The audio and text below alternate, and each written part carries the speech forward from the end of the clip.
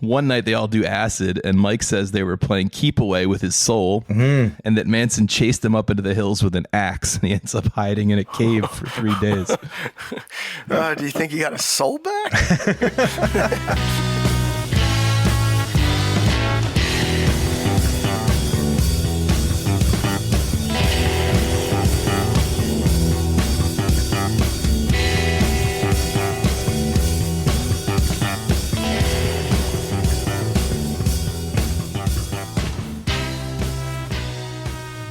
Welcome to 1001 Album Complaints, the show where lifelong friends, musicians, and guys who show their love through gentle but persistent mockery tell the backstory on the most influential albums of all time, as chronicled in Robert Dimery's book, 1001 Albums You Must Hear Before You Die.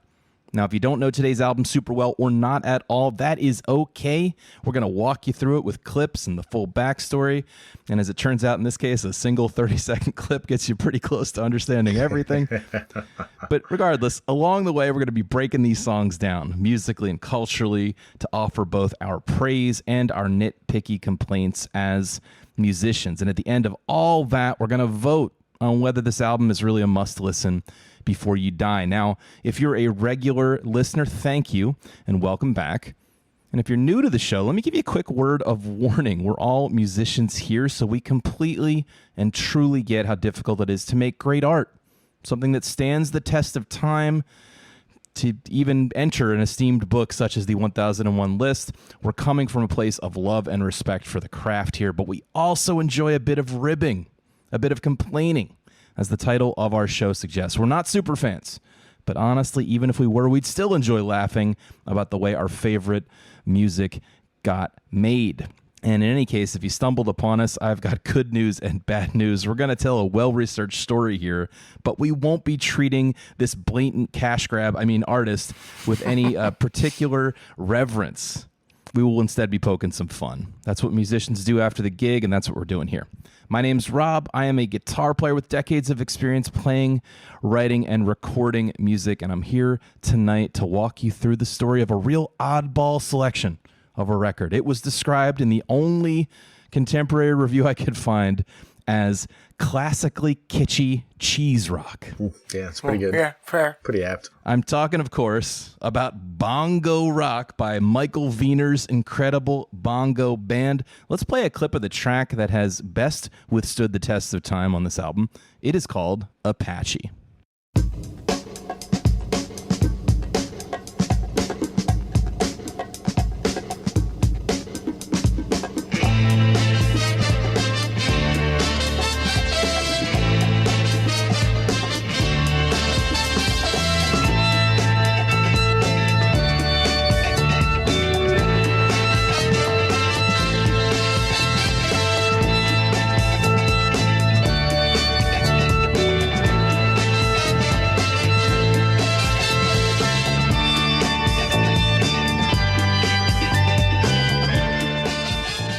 Great. Now you have a sense of what we've been listening to here. I think you got a pretty good sense of what this music is like. We're going to play some more clips later. But first, I'm going to introduce our panel of complainers here tonight with an extra mean, extra snarky tweet-length review of the album. And I'm going to throw it first to Tom. Thank you, Rob. Hey, incredible bongo band. Pro tip, guys. You know, you can jerk off in private. You don't have to record it and release it for the whole world to hear. Nice. I love it. And we're going to kick it next to a special guest complainer. He's welcome back to the show, James. Hey, Rob. For me, if you see this one in the bargain bin, save your $2 and go with whipped cream and other delights instead. This is just a rote mid-tempo, surprisingly bongo light set of tame covers. Boosh. Ouch. Coming in hot, James. Coming in hot. That's what we love about you. We're going to kick it next to Phil. It's tribal and corporate, groovy and artificial, primitive and cinematic. I should hate this, but I can't because I'm paralyzed with rage and island rhythms. Nice. And just to round things out, this is Rob here, and my tweet length review is: never has the chasm been wider between fun had by the musicians at the sessions and fun had listening back to it 50 years later. I can make my own meaningless stony jams at home. Thank you very much. This is so fucking unfocused and, I mean, needless. And James, you are right. I was expecting more bongo. I really was. I was shocked by the lack of bongo. Yeah.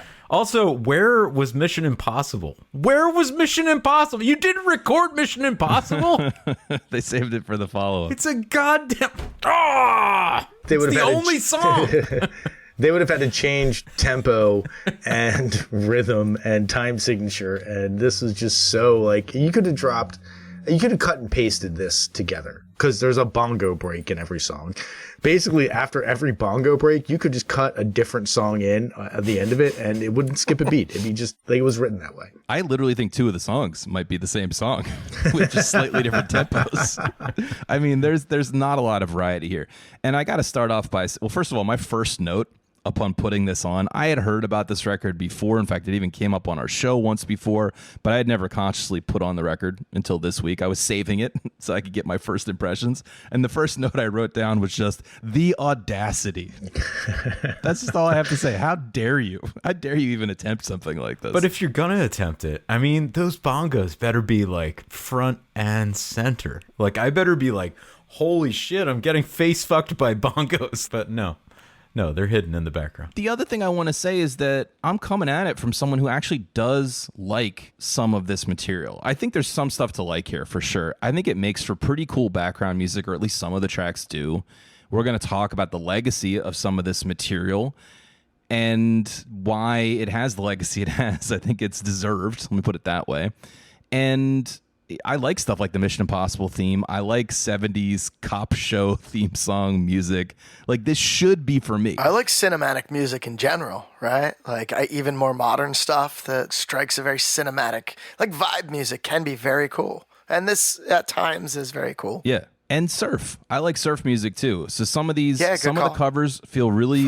James is like, no surf. Surf is out. No, I'm absolutely into it. I'm just saying that this is like missing the mark on every single one. I don't agree with that. I think that they hit a couple gems, and I think those are the ones that did survive in cut up hip-hop breakbeat form. And then they take some very cheesy 70s turns and get really lazy with it, with their quote-unquote writing of new material. And that's where they really lose me. And it's definitely one of those records that is not intended for intense headphone listening. It's background music. No. And I gotta say, I think that my biggest issue with this album is, and I could be wrong, but I don't think that I am, that they used just the same fucking bongos for the entire song. Every single song have the same bongos on it. And bongos get you exactly two sounds. Pop and pop. Beep, pop, beep, pop, beep, pop.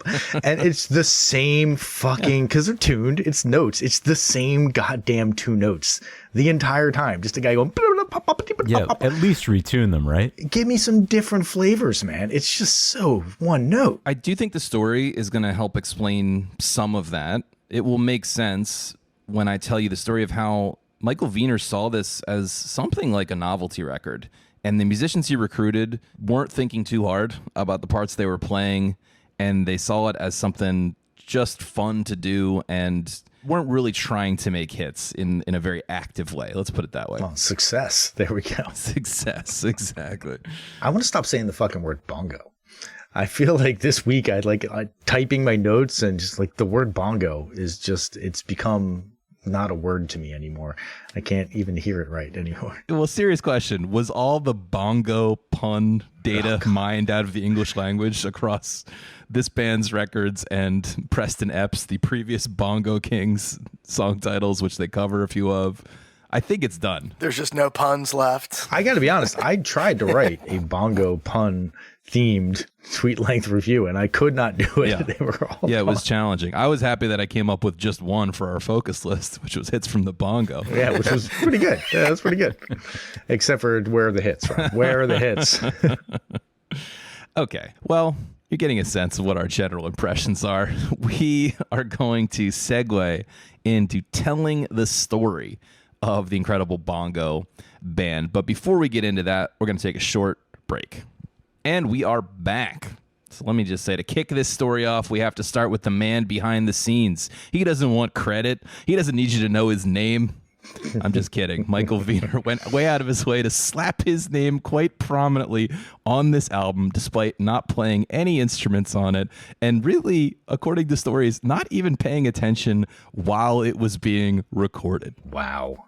That's, again, fucking audacious. I love it. It's a new low. It is audacious. So Michael Wiener was an intrepid young person in the late 60s, working for an aspiring presidential candidate named Robert F. Kennedy. No, not the guy who dumped a perfectly good bear carcass in Central Park one evening after a long, hard day of falconry. I'm talking about his dad. But let's stay on topic. Michael Wiener was born to a well-off businessman-type father in Washington, D.C. back in 1944. He ends up going to Harvard, then Georgetown's Foreign Service Program, and interning summers at 20th Century Fox. So he's an affluent kid with lots of options in front of him. Love that hard scrapple story there. It really warms the cockles of my And heart. this is what he chooses. So instead of becoming a diplomat, he ends up inspired by the politics of hope and working for the RFK presidential campaign, which abruptly ends, as we know, when RFK is killed after a press stop at the Ambassador Hotel in Los Angeles in June of 1968. Michael Wiener is 24, and this is a disenfranchising inflection point for him, and he decides to say, fuck idealism, let's get into show business, baby. That was Sirhan. Is that who killed Kennedy? It is, although apparently RFK Jr. says that it's not him, and it's a big conspiracy. Oh, yeah. It was secretly a bear carcass. Yeah.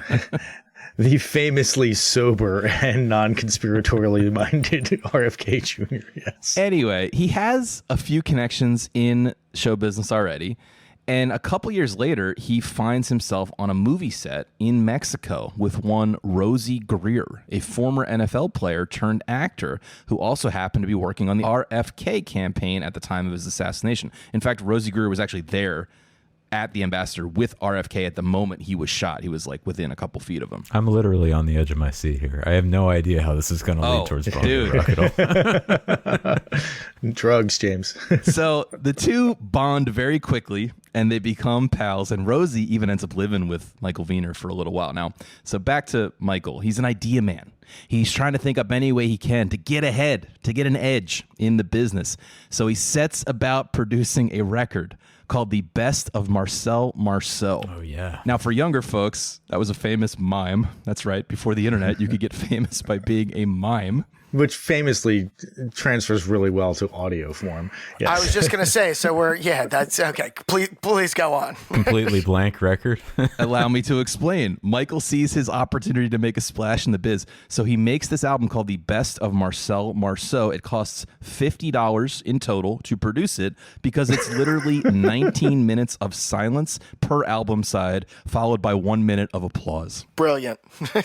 I wonder about the mastering process for that record, right? I was thinking about the pressing process. I'm actually thinking about how they bothered to cut the groove. You know, like, how did you do it? Is it a perfect V? Is that what they do? I don't know. So again, instead of diplomacy, we're printing nothing. You got to give this guy credit. That's a pretty funny idea to carry through with. It is pretty funny. I agree. Pretty funny. Yes. It's a pretty funny idea, but it's also like nobody has the confidence to do that like a born well-off white guy. True. Like, I can't possibly fail. Yeah. And John Cage also, who did it before him. That is true. So Michael has claimed that they sold 40,000 copies of this joke record. Wow. It's not clear whether that's true or not, but what we do know is that it garners him enough attention to land a development deal. So it does get his foot in the door, or the next door, if you will. Now, flash ahead a little bit to Rosie Greer's next big movie. It's called The Thing with Two Heads. Great title. Oh, well, wait till I tell you the premise. Well, the premise of this movie is that a wealthy white man is going to die, and at the same time, Rosie Greer, who happens to be African American, is a death row inmate. And somehow they decide to graft the old white guy's head onto Rosie's body as a second head. But here's the twist, guys. The white guy is super racist. So that's like Get Out, but 45 years before, basically. But they're both there. They're like arguing back and forth. That's the premise of the movie. It has two heads. Right. Yes. The tagline for the movie is literally, they transplanted a white bigot's head onto the body of a soul brother. That's like the sub copy to like the That's what you would see here in the preview. Wow. The guys say. Really burying the lead there. This was the 70s, people. This is the kind of material that was being made. And by the way, it's just the dude standing behind Rosie Greer with his head over his shoulder. Right. Maybe it's a good thing that Hollywood isn't like producing original scripts at the same clip it used to. Looking back, So, believe it or not, the movie is a modest hit, and in part because of his development deal, and in part because of his friendship with Rosie, Michael Wiener gets a gig compiling a soundtrack album. Quick question for you, though, Rob. On a scale of 1 to 10, how much nudity is in this movie? I assume it's gratuitous. I would hope so. Racist old white guy sees his new dong and he's like, well, actually, you guys aren't all that bad. Believe it or not, I did not watch the entire film in preparation. So he gets this gig to compile a soundtrack album. It's a soundtrack inspired by the movie The Thing with Two Heads. It's not actual songs used in the movie, but okay. smart. Keep in mind, Michael is not a musician. He doesn't play anything. He doesn't even claim to play anything. But he had a hit record, Well, though. he released that record. Yeah. Exactly. That's what I'm saying. He's an idea man. So he gets paired with a legitimate musician, a guy called Perry Botkin Jr., a staff composer and arranger who'd worked with Phil Spector and Barbra Streisand and Harry Nilsson. He's like the true pro here, and his footprints are really all over this. In fact, he's the first of many people whose name should more rightly be on the album cover, if anyone's name is going to be on the album cover. Perry is a trombone player whose dad was also a successful composer and arranger and was actually the guitar player in Bing Crosby's band. And he worked on like the Ozzy and Harriet show and things like that. So A lot of shreddy guitar solos on those old Bing Crosby albums. They really flex those guitar muscles. Definitely known for that. you still got to be a pro. I tried to make a bongo Bing Crosby joke. It never quite worked out.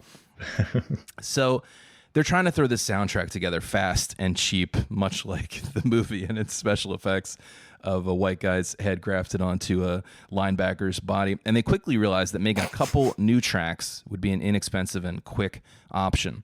And Perry Botkin has this idea. He's got some experience scoring films already. In particular, he thinks back to a movie he did a couple years ago called RPM, which was a movie about student protests at a university. And in the final sequence, which is a big riot where protesters are clashing with police, he had decided to do a 100% percussion track. And he used 2 drummers and a couple percussion players. And it's basically a groove that punctuates the action in the film, literally, with cymbal crashes. And he thought that was a cool idea, and they wanted to revisit it. It is a good idea. That is a cool idea. It's like the kind of idea a musician would have. Yeah. Like an actual musician. Indeed. So they both agree that this is an interesting approach, and they decide to record a cover version of Preston Epps' Bongo Rock, which is a track from 1959 that they both liked, and they used a bunch of different percussion players in the session. Now, a couple things here. First up, Preston Epps. He was the so-called bongo king of the late 50s, which is really when bongo had its heyday.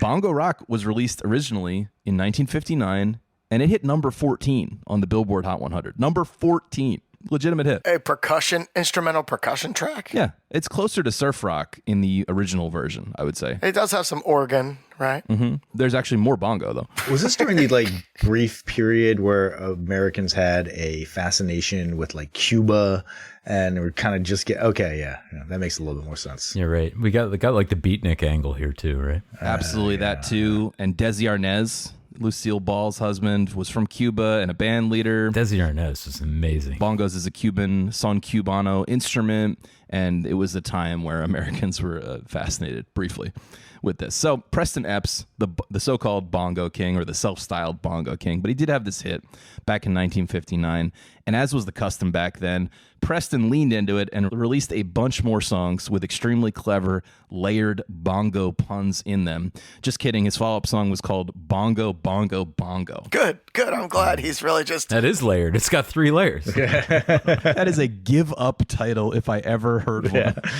Oops, all bongos. It's the Trace Leches of bongo, man. What do you want? So The hits did not continue for Preston. He continued on like that for another decade without any more major successes. Nothing like his number 14 hit back in 1959. Should have gone for Bongo Can Do No Rongo. Sounds good. I like that. Yeah.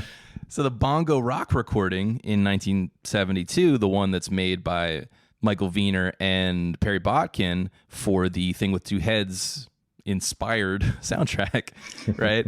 That's the same one that appears on our album this week, but it really kicked off the incredible bongo band. So Wiener and Botkin, they meet a bunch of great session percussionists, and they have a grand old time doing it. Let me guess, they go in a radically different direction than the first Bongo Rock. So it sounds pretty much exactly. It's a great example of a song that did not need to be covered. We got it. We got the whole idea. We'll talk more about it when we get to our focus list. But I should say that the liner notes on who played what on this whole record, including this original track Bongo Rock, is extremely vague. I don't know if that's Michael Wiener trying to obscure things. There's a lot of lore around who might have played on this record. But based on some documentaries I saw, the first featured bongoist on Bongo Rock, the original person who came in, is a woman called Bobby Hall. And I heard her say that she grew up in Detroit on the same block as both Smokey Robinson and Aretha Franklin, which I just thought was cool. Yeah, and also a towering musical achievement here in this album.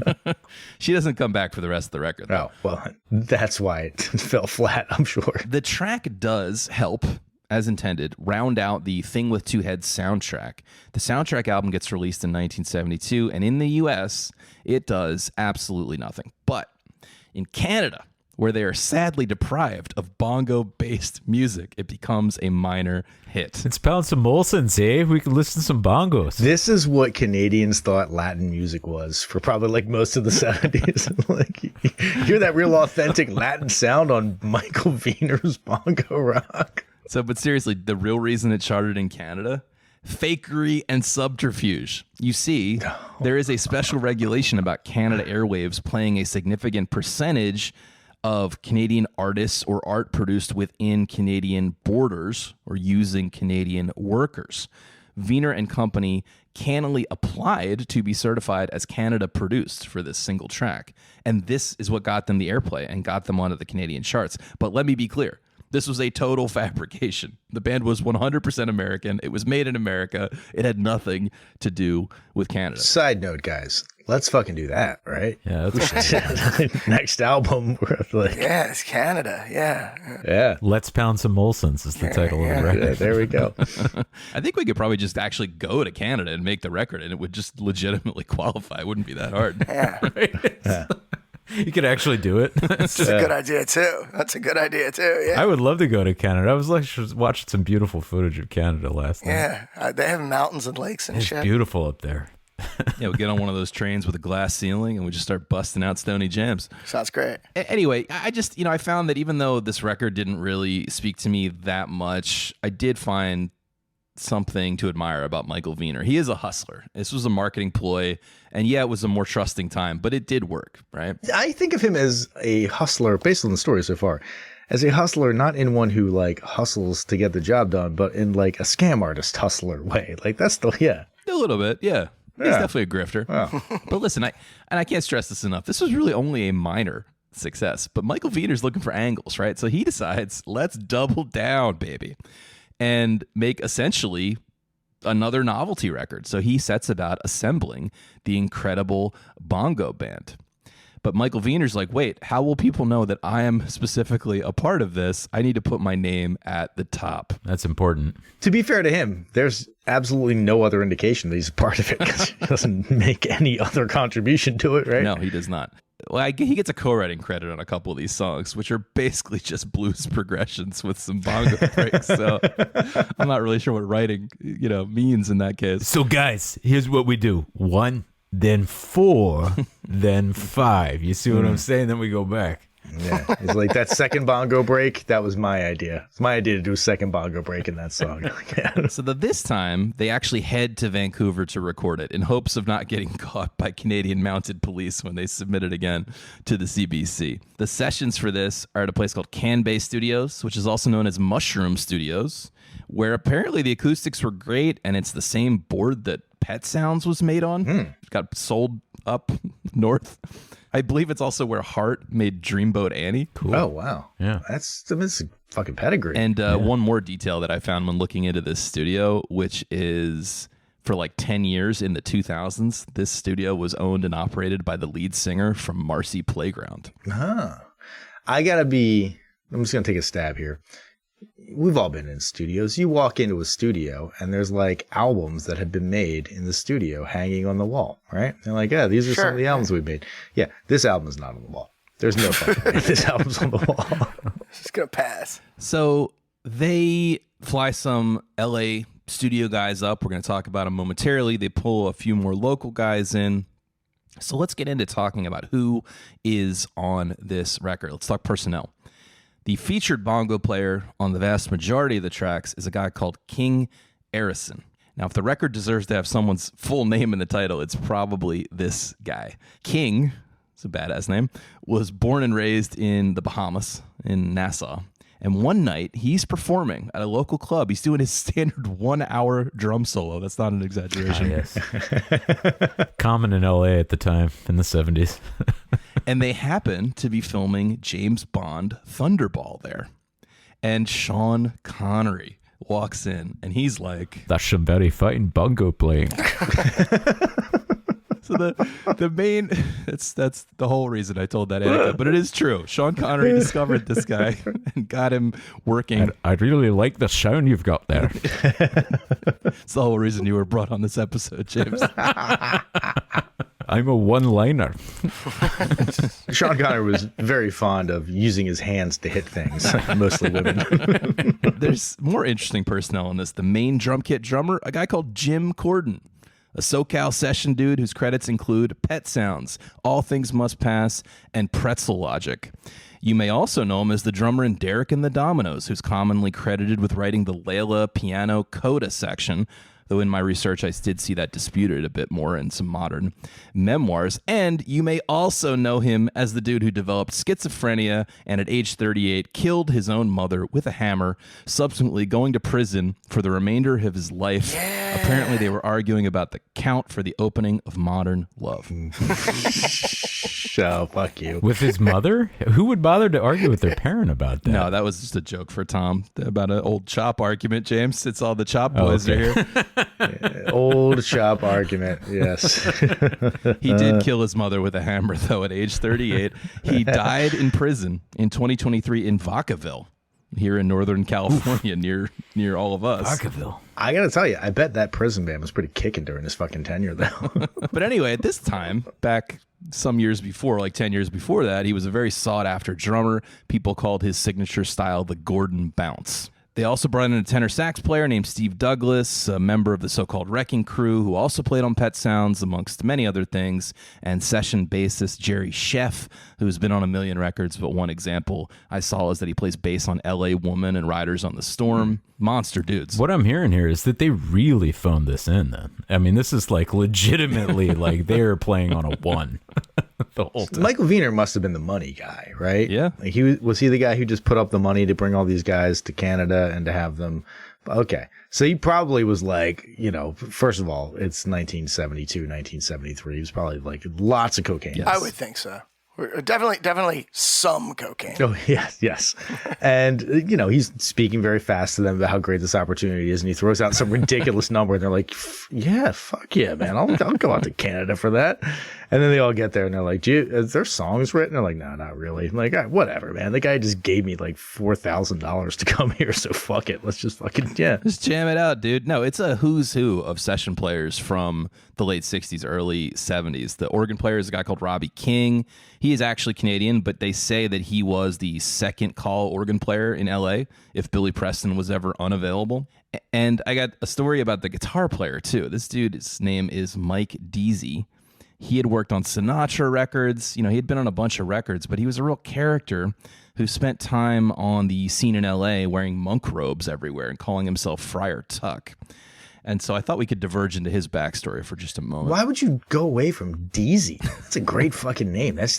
How could you have, if you knew of a guy named Mike Deasy, You're never calling him Mike, right? That guy's just Deezy for the rest of his Well, life. I'm going to tell you a story which may make him want to, move away from his identity slightly. Okay. So in the late 60s, this dude was working with the Hopi Indians to record an album of their music in and around LA. And someone recommended he go check out some white people living outside of LA, living basically like Native Americans. So Mike goes up there. Turns out it's Manson and the family. Yeah, saw Manson coming a mile away. And as he walks up to the campfire, he sees Sean Connery there with an acoustic guitar singing Wonderwall. And it sounds something like this. And after all, you're my Wonderwall. This one goes out to you, Charles. Just for you. You're looking great tonight. But seriously, he did hang out with the family. So I think we've heard about in other episodes how producer Terry Melcher had rejected recording his songs.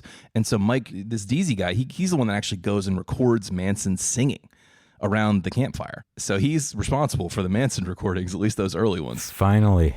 Yeah, that's a weird claim to fame. He's hanging out with these guys. That all seems pretty innocent, I guess, at first.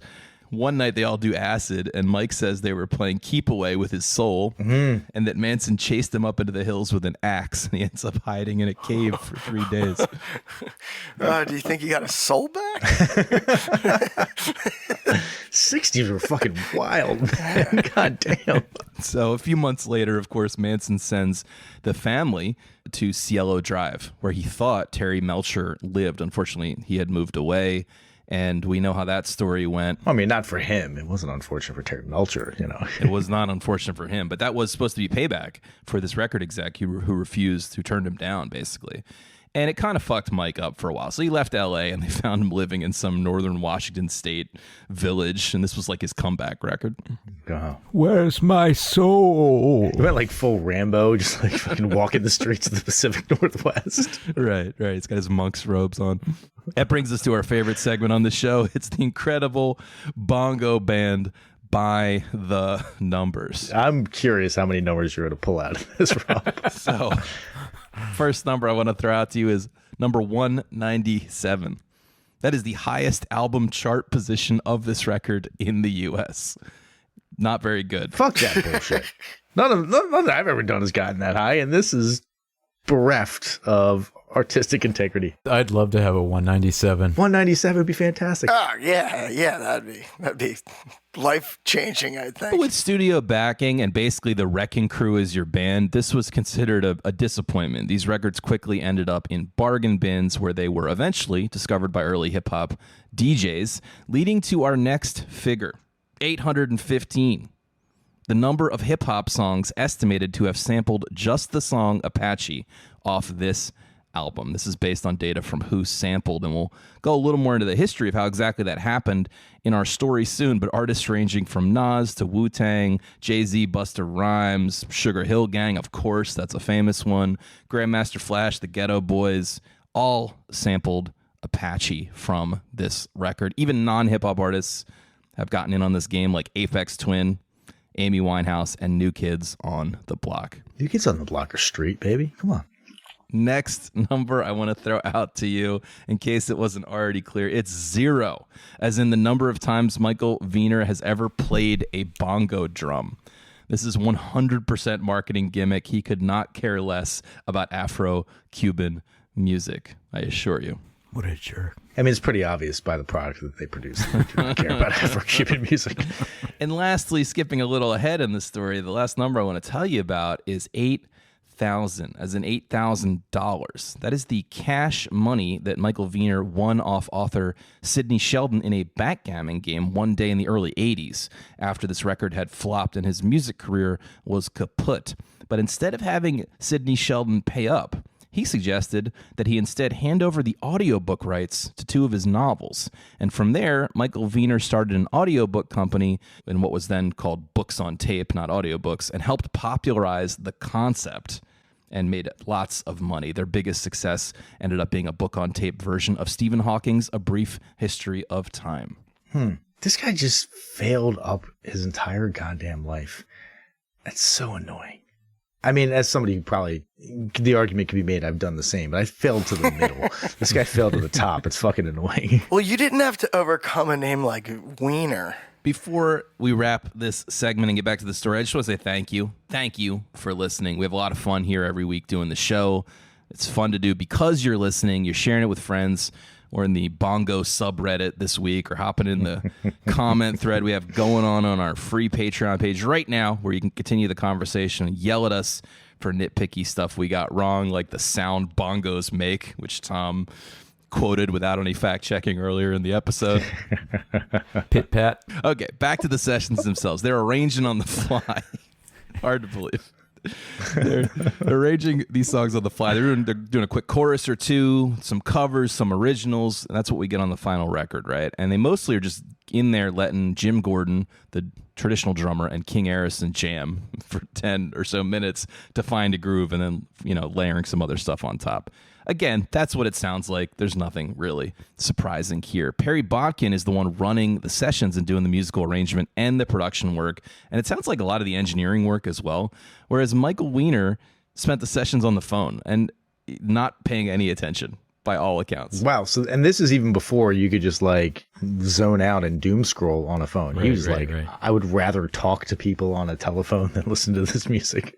I'm calling my mom here. What? You trying to record? What? To be fair to him, he was distracted. He had just been diagnosed with cancer at age 28. Now, he survived for a long time. He died much later of that same cancer at age 65. Woo, was it dick cancer? I'm not sure what kind of cancer it was. I mean, it's got to be a slow moving one if it's lasted like almost 40 years. It's bongo related. He was also apparently digging up dirt and working with an investigative journalist as an anonymous source to eventually testify in a payola scandal. The thing where radio stations get payoffs to play certain songs. And eventually, partially based on his testimony, 3 record executives and 16 other employees of the record label were indicted. No shit. I don't like this guy. This guy seems like a kind of a bitch. Yeah.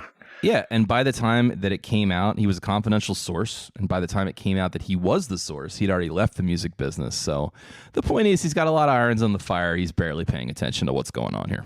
Now, it's said that they took these tracks back to L.A., did some overdubs, possibly some splicing together. It's even been rumored that Ringo popped by the L.A. studio sessions and may have some drum playing on this record, or perhaps it's on the follow-up, because, yes, they did make a follow-up. Good. That sounds like something that Michael Wiener just made up. And was like, Ringo stuck by. Well, Ringo and Michael were buds, so it's plausible. This was during a period where Ringo was hanging out in L.A., had a lot of drinking buddies. I want to say he might have been the best man at Michael Wiener's wedding. I believe he was also the best man at Harry Nilsson's wedding. So it's not crazy, but it also sounds like lore that Michael Wiener made up. So I agree with you as well. It seems like he enjoyed the mystique surrounding the record and the exact details of who was on it. And without the original vinyl, I don't have amazing liner notes. In fact, I'm not even sure if that original vinyl has amazing liner notes. So most, if not all, of the music is the group I already ran down. I feel pretty certain. Do you have an idea of what the time frame was for this? Like, was this recorded in 2 days, or was this like a week? I didn't hear that reported on, but it had to be fast. It had to be fast because you got the impression that all these guys were effectively on loan from LA. They had tons of work coming in, and of course they were all studio killers. So how long could it have possibly taken? 2 days tops, I'd say. Hopefully one day, just given the level of players we have here, right? 33 minutes of music. A lot of these seem like one takers. And so, yeah. Yeah, once you figure out approximately what you're going to do, then I think it's a one taker easily. Yeah. So the record comes out on Pride Records in 1973 and does nothing. Barely sells. No one cares, not even in Canada. Now, it's worth noting that the song Apache was one of the last 2 tracks recorded, but it ends up being the legacy for this record. In the meantime, Michael tries pulling a touring band together. None of the people on the recording had any interest in going on tour with this. They make some TV appearances, they play some shows, doesn't last very long, never really takes off. The record hits the bargain bin. And there it may have stayed. Except it's the summer of 1973 in the Bronx, and Clive Campbell, better known to the world as DJ Kool Herc, pulls this out of the stacks. And he loves what he hears, especially the track Apache and the drum breaks therein. Now, at the time, the word hip-hop wasn't in usage yet, but Kool Herc and other Bronx DJs would host block parties they sometimes called boyoyoings, which I found amusing. In doing this, he started to notice that the crowd went wild for the drum break section of songs. So he's always on the lookout for cool drum breaks while he's at the record store. Apache becomes a staple of his set right away. The crowd loves it. Kool Herc is so stoked about it that he scratches the label off the vinyl record to make it tougher for other DJs to see what it is and thus steal it. That's cool. Now, one night, DJ Kool Herc tells the audience, I'm going to try something new. I'm calling it the merry-go-round. And instead of just waiting for these limited drum breaks on records, which then come and go kind of fast, he gets 2 turntables going and swaps between the drum breaks to keep the party going. And he's using the incredible Bongo Band records to do it. He said he'd keep it going for 15 minutes, and this quickly becomes the peak of his party set, the thing that everyone in the club was waiting for. And this leads, of course, to other DJs figuring out what it is and getting the record and playing it. Guys like Grandmaster Flash, Africa Bambaataa, and some DJs start selling tapes of it as looped drum breaks, and it spreads like wildfire. You know, I gotta say, one of the things that this particular project of going through these albums has made me realize is how much of a skill set it is to be a DJ and how much I had discounted that in my previous life. The encyclopedic knowledge that one has to have about very obscure music to be able to find these treasures and turn them into something new is quite impressive. And I think for a long time I discounted that as like grumpy old man shit. I think that's fair. I agree. Doing crate digging is really time consuming, really difficult. I would say I discovered that when I actually started sampling, like in a serious way. But it's really hard work. And without knowledge of these crazily obscure records, such as this one, which is a pretty crap record, but it really does have that juice, right? Like it has exactly what you're looking for if you're looking for drum breaks. Plenty of drum breaks and really lengthy ones. Yeah, because you're right. Searching out obscure records in the crate takes a ton of work. You have to love it to want to do it. And that's before we even get to the physical act of making these switches seamless. So my next point is that this also had a different downstream effect, which is, according to Kool Herc, this merry-go-round switching thing required a hell of a lot of concentration, such that he could no longer engage with the crowd during these block parties. So DJs started employing a designated master of ceremonies to be on stage, hyping up the crowd. Oh, shit. Thus, the MC was born, and of course, they started rhyming over beats, creating stories and political commentary, on and on. So in this way, Apache, from this record, directly fueled the birth of a new genre of music called hip-hop. And here's just some quotes about this record from hip-hop pioneers and luminaries.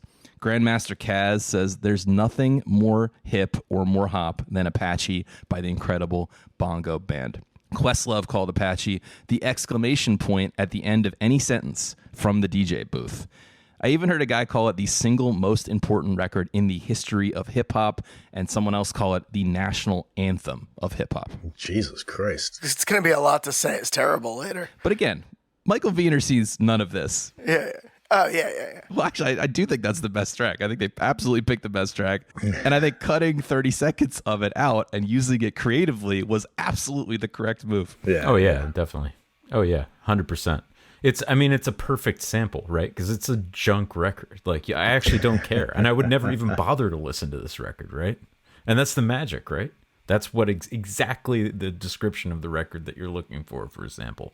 Plus, it's got great, studio musicians, and they're well recorded, right? It's everything that you want. Yeah, so that is the legacy of this record. That is almost certainly why it is on this 1001 list today. It is not for its artistic merit alone. It is for what it has wrought upon the world. Michael Wiener sees none of this. This is all happening very insularly in a community in New York City for many years, right? He only learns about the legacy of the track much later. In the meantime, as we mentioned, he made a follow-up called The Return of the Incredible Bongo Band the following year somehow.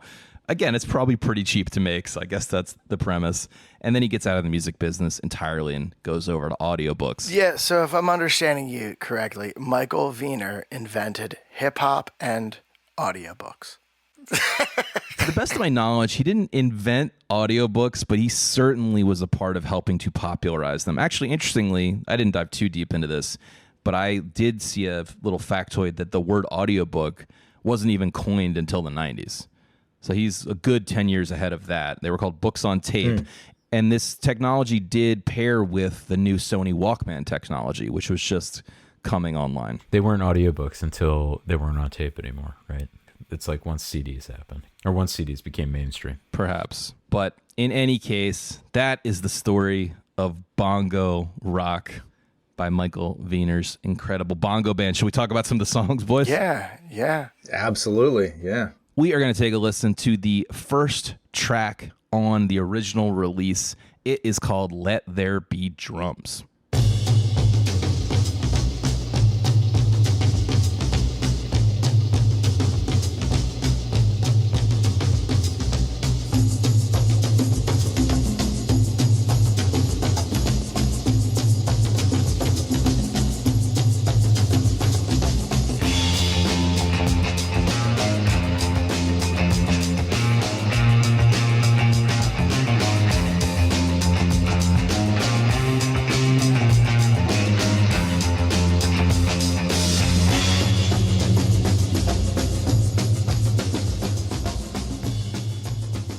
So this is Sean Connery on surf guitar. That's how I use the whammy bar.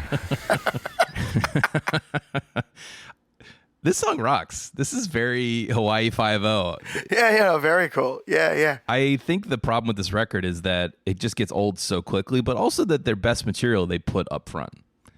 So to me, this one works. I could see covering this in a rock band. It has like a Mike's Jam vibe. Like it has like the breakdown from Mike's Groove, or rather the other way around. But yeah, it has like a real Mission Impossible surf cinematic thing. For me, my one complaint here is that there's just not enough bongo in this for me. Really, like if I'm sitting down, I'm putting on my bongo novelty record. I'm like, all right, impress me. Come on, bring the bongo heat. And then there's like literally no bongo heat. And then they're like, let there be drums, right? And you're like, okay. You're right. And it's like some other guy playing a drum kit. And you're like, what the hell? So I guess my expectations were just kind of violated. My note was that it was something I could picture playing in the scene in a Tarantino movie where the hero is like walking slow motion down a hall before the final battle or something like that. Yeah. It's very cinematic. I think it's one of the songs that works. I think a lot of this trends towards 70s game show hell, cheesiness, but this one works for me, and I even said I would cover it. You know what I particularly liked? The second bongo break. I'm being sarcastic. It sounds exactly like the first bongo break. It's like, why? Revolutionary. I gotta say though, this is an example where it's a cover of a 1961 hit by a guy called Sandy Nelson. It hit number 7 as an instrumental track, and this guy Sandy Nelson was himself a drummer. He was a session guy who ended up having 3 instrumental songs crack the Billboard top 10, which might be unprecedented even since. So what you're telling me is that Michael Wiener managed to take a bunch of hit songs and turn them into not hit songs, basically. Right. Yes. That's correct. Yes. Through a magic trick. Excellent. The original is really cool. It didn't exactly need improving, but I do think this version gave it some interesting Peter Gunn 70s spy music to it. So I did appreciate this one. Yeah, the melodic line is decent in this. This sounds like a written song. And when I looked at the track list, the songs that were covers written by other people, they have some musical merit to them. Yeah. There's like actually stuff going on. The songs that were written by them are so ridiculously stock. They're just drum beats. It is pretty stark as you listen to the album. You could just, without even looking at the liner notes, you could just pick out and be like, that one was written by somebody else. This one was written by a bunch of guys who were just getting paid and didn't give a shit at all. Yeah, I would have to agree. So let's go ahead and move on to the most successful track on the album in terms of how long it stayed in our culture. It's called Apache.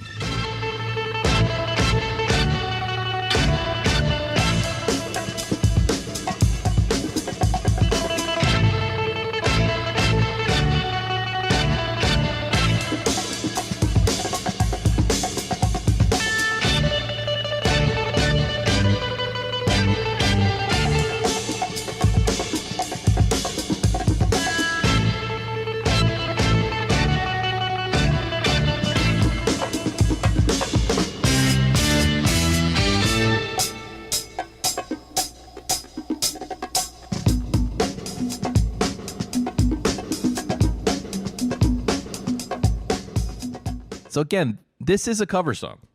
It was originally released by the Shadows in 1960, and then the Ventures covered it in 1962. The Arrows covered it. Apparently, the Beatles were playing this song in their set in Hamburg. It was a very popular song already. It's an excellent song. And this is like a pretty road arrangement with a pretty lame unison horn arrangement and bongos. And that's kind of it. Yeah. It does have the stereo bongos, though. You know, I got to tell you, it is odd. And this is like one of my notes is that it's kind of crazy that this song is famous essentially because there is a ridiculously long and overindulgent drum part there. Yep. And somehow 52 years later, I'm being forced to listen to this album 8 times over the course of a week. Every single DJ on earth caught you jerking off on the drums.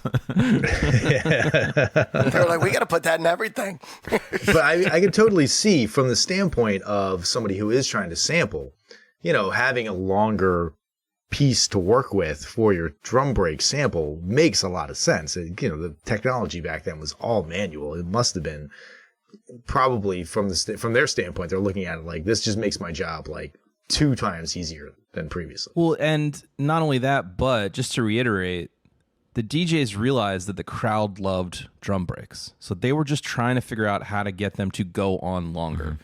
And it reminds me of, I heard this story long ago about the reason that jazz music got solos is because they wanted to be able to play the quote unquote best part of the song continuously again and again and not just play the melody again and again because people would get tired of it. So they're like, well, let's just improvise over it, right? And that was how solos were born. They hadn't quite figured out the Jeff Lynne technique, which is just, you know, drop it out to just drums and one person doing them, and then you go right back into it again, hit the chorus 7-8 times. But even an ELO track can't go for 12 minutes like, you know, a Sonny Rollins jam or something. But anyway, my point is, yes, it's 100% built out of necessity of DJs just going, I just need something that goes on longer. It's not necessarily about the quality of this. I do think it's a funky groove. Don't get me wrong. Like, it's cool. It's got a cool sound to it.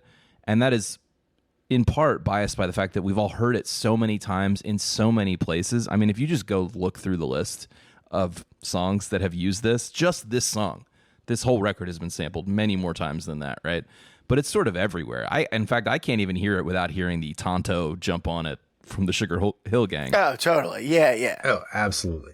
And that's actually one of my notes is like, did I like this song because I like this song, or did I like this song because it makes me think of better songs? And I think I might like it because it makes me think of better songs. So again, they just picked it because it was long. They were right about that. But it's decent. It's long and decent. And I think that it like ticks both of the boxes. It's long and decent. It's got vibe. But that said, a lot of that is the writing of the original track. It is a really cool melody. It's got that Gunsmoke kind of melody to it, that Canyonero thing. Oh, yeah. I was listening to the Shadows version of this earlier just because I wanted to like really feel it. Man, it slaps. It's so good. Yeah. Yeah, it's really good. Okay, let's move on to the rest of the record. It's going to go downhill from here, I think. The next song we're going to talk about is called Bongo. I think on this one, they should have just titled the band The Incredible Vibraslap Band. And I would be happier with that. What's more ridiculous? The amount of times they hit the Vibraslap that is hard panned right, or did they put some kind of delayed echo on the Vibraslap that is hard panned left? And you're like, what, man, you guys are, they were definitely using cocaine. My note about this song is that I don't think this song needs the bongos. They're by far the least interesting part of this song. Like, it's not that great of a song, but if you cut the bongos out, it would miss almost nothing.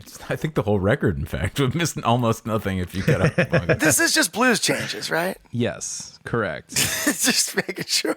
And honestly, I think this might be the exact same thing as Bongo Rock if you were just to stack them together. They're at a slightly different tempo, but I feel like Bob Barker's calling me to come on down. We're getting into game show territory. I also don't think there is enough written material here to even call it a song, given that you are literally just playing 1-4-5 blues changes. Yeah, this is definitely like the kind of thing where if Michael Wiener was, first of all, paying attention, and second of all, was a musician, he'd have been like, hold on a second, guys. What the fuck? Like, can you give me a little bit of effort on this? This is like ridiculously stuck. This is what 14-year-olds would do if you were just like, all right, jam on a song. Like, okay, I'm comfortable with the first 55 seconds, but then what? And they were like, we're just going to rip bongos for 2 more minutes.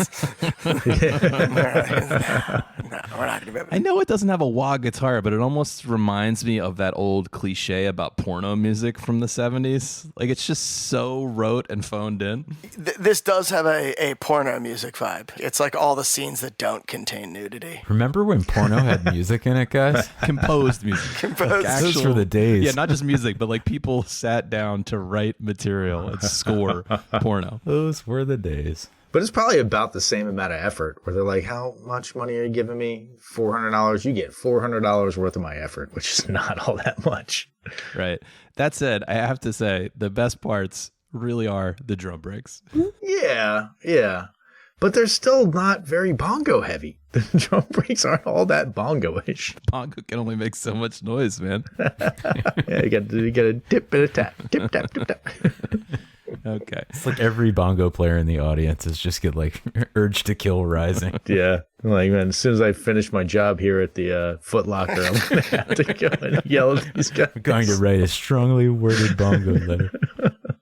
Let's move it right along here to the next track on the record. It's called Last Bongo in Belgium.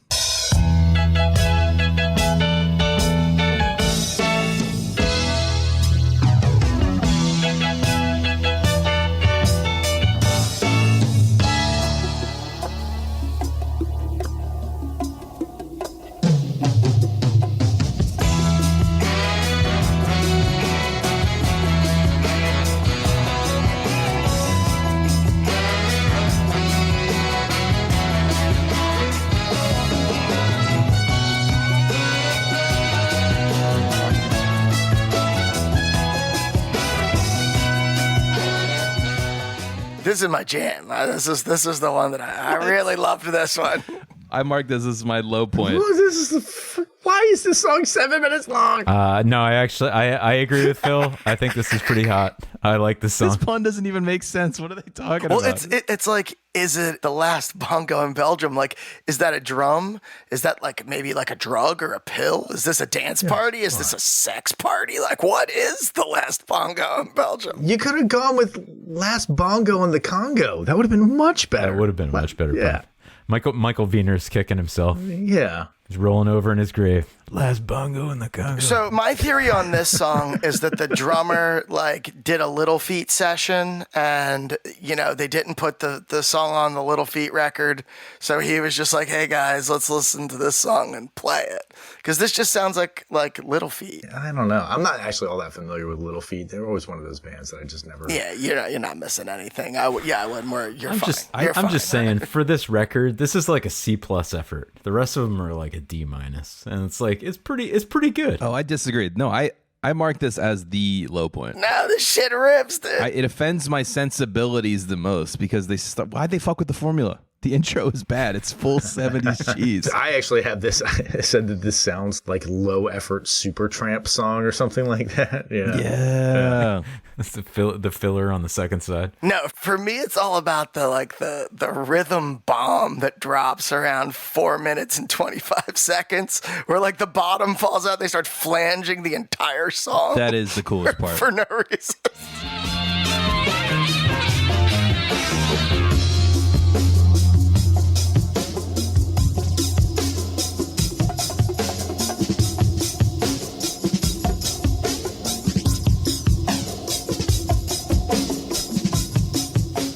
Yeah. Well, that's the one that they use in Looking Down the Barrel of a Gun. And apparently Tori Amos's God also samples this, which odd. Weird. So Tom is talking about the Beastie Boys sampling that drum break that you just talked about, Phil, on Paul's Boutique on Looking Down a Barrel of a Gun, which means we did mention this record way back on episode 8 and laughed about its title at that time.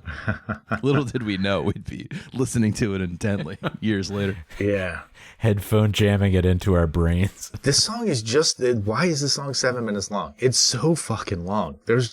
I know that, Rob, again, like you said, they have a formula.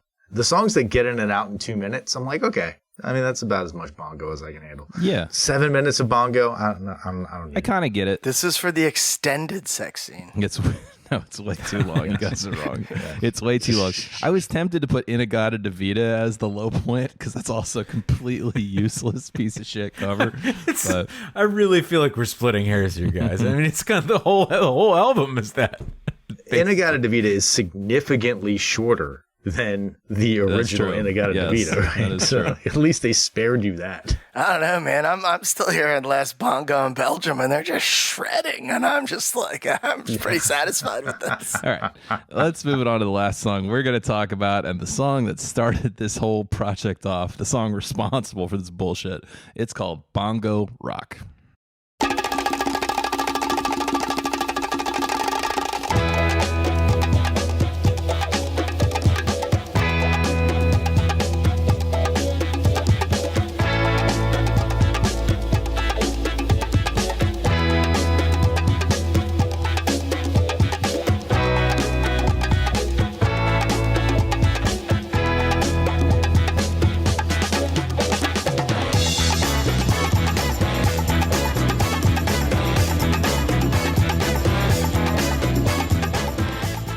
I can't believe that this was the song that they recorded and were like, the world needs more. Yes. Like, you've exhausted the entirety of the idea 45 seconds into this first song. I think it's a fair assessment, yes. I think you could go lower, 30 seconds, 25 seconds. Arguably the exact same as Mongolia.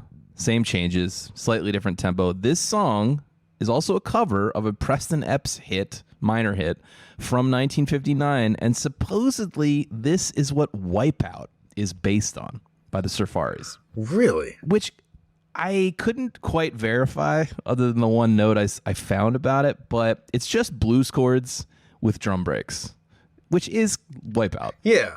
It seems like the entire theme of this is that other people took these ideas and made a lot better art from them. Either before or after, yes. Yeah. Yeah. Yes. Yeah, it's got real Scooby-Doo energy. Yeah, you're right. I cannot believe this is the one that made them say we must do more. I'd feel differently about it if Apache was the first one they did. I'd go like, okay, that makes sense. Maybe you can recreate that magic, and then you just didn't. Yeah. Honestly, with this entire album, I would get through the song and I'd have no notes. I'm like, God damn it. I got to go back and like try to comb something interesting out of this.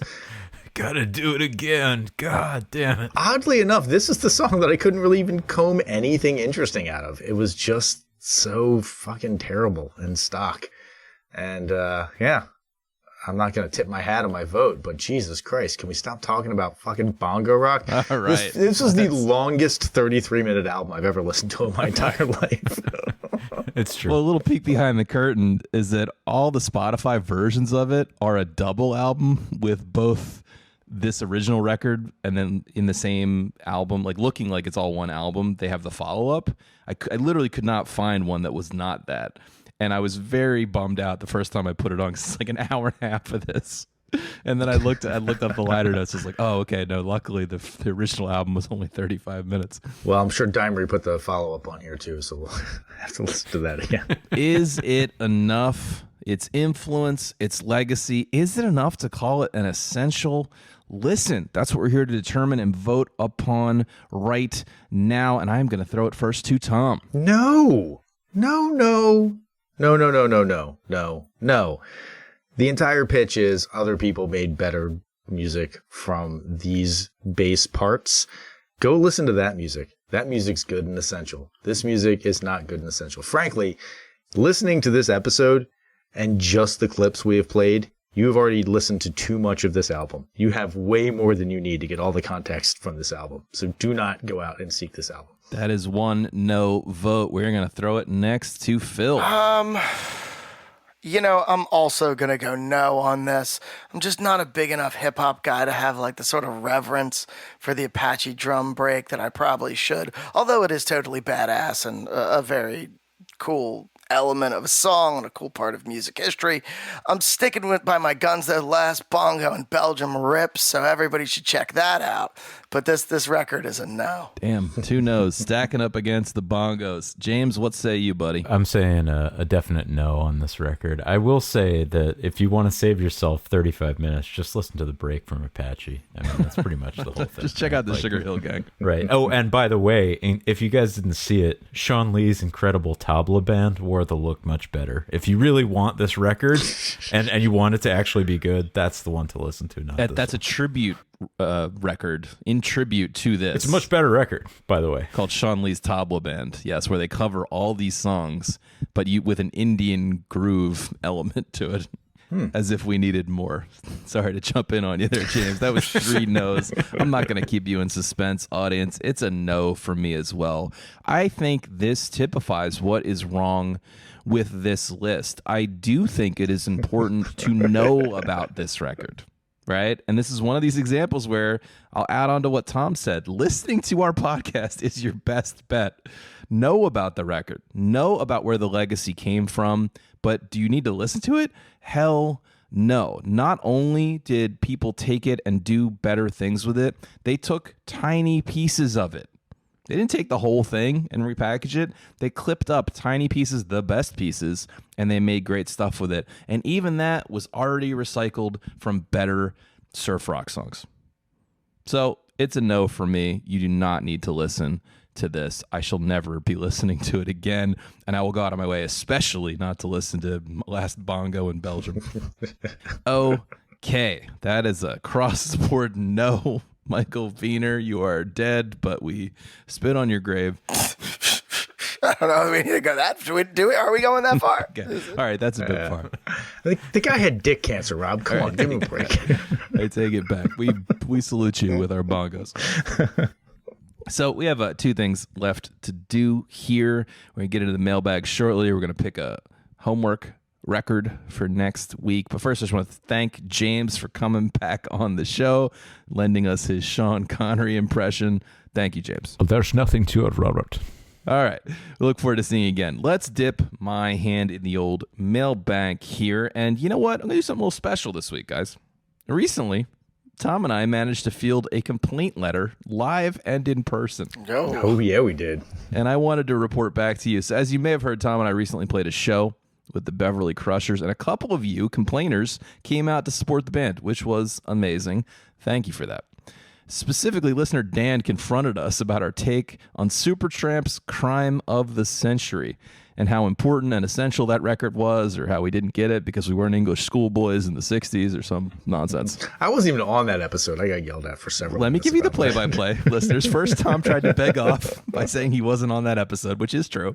I checked the scrolls. Listener Dan dug in, however, in very Tom-like fashion, saying, "It doesn't matter, Tom, because you need to take responsibility for all the ridiculous shit that your friends say under your banner." Which I agree with. This is Tom's fault at the core. Well, he exhorted me to listen to School, the opening track, on my drive home, and that it would change my mind. And Dan, I got to report back to you.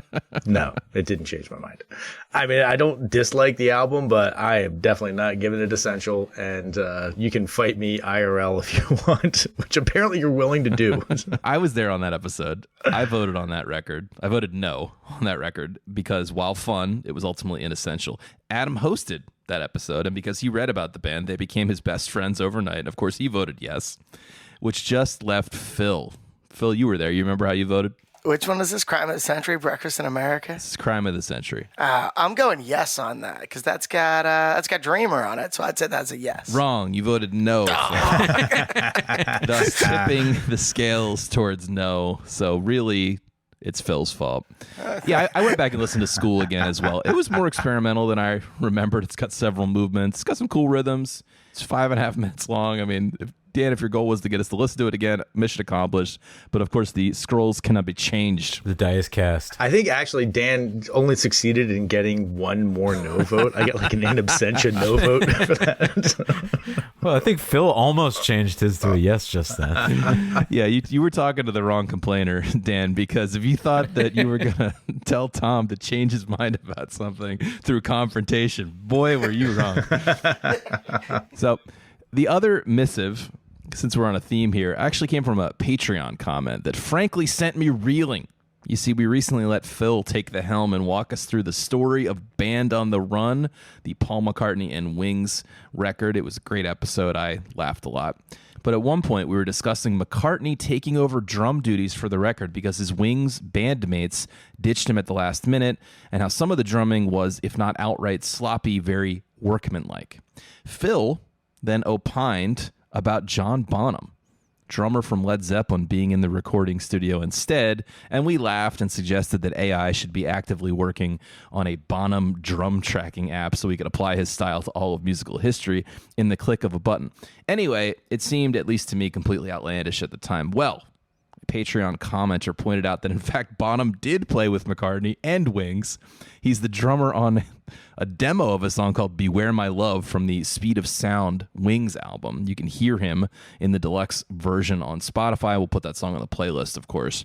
McCartney, for whatever dumb reason, decided to go a different direction in the final version and did not hire Bonham back. But Bonham even joined Wings on stage at least once. So my mind is blown. Yeah. Yeah, I didn't know any of that. It seems like a weird crossover of worlds. Shows what I know. It does. I got to tell you, just from what I know about them, personality-wise, I don't think Bonham and McCartney would have gotten along. They don't seem like they would have hung out.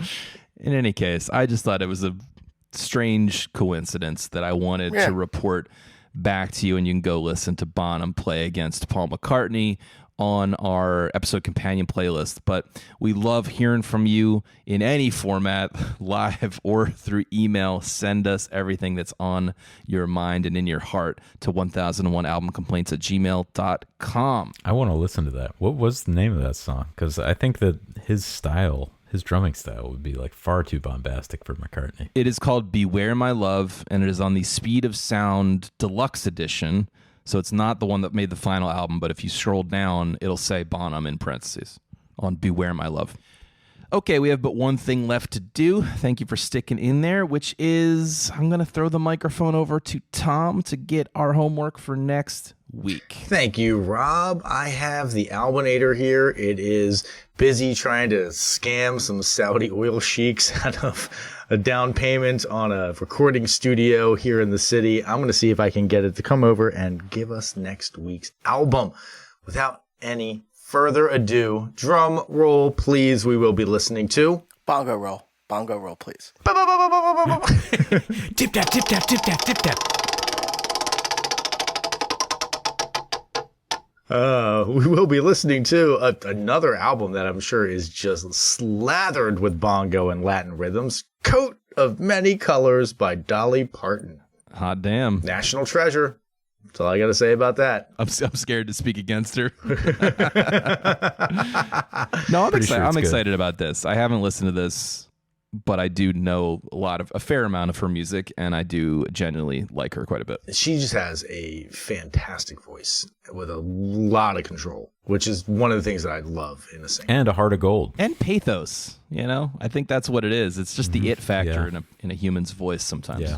Yeah. She's like, it's been tough being a ridiculously attractive, busty blonde my entire life. I just don't know if I can write any, I don't know how I can possibly get all this trauma out. Maybe I'll have to talk to my super supportive and loving husband that I married and stayed faithful to for 70 years, Well, looking forward to that. Hope you listen along to Dolly Parton's Coat of Many Colors along with us, and join us again next week. For everyone at 1001 Album Complaints, I have been Rob. I have been Tom. I have been Phil. And I have been James. Boosh.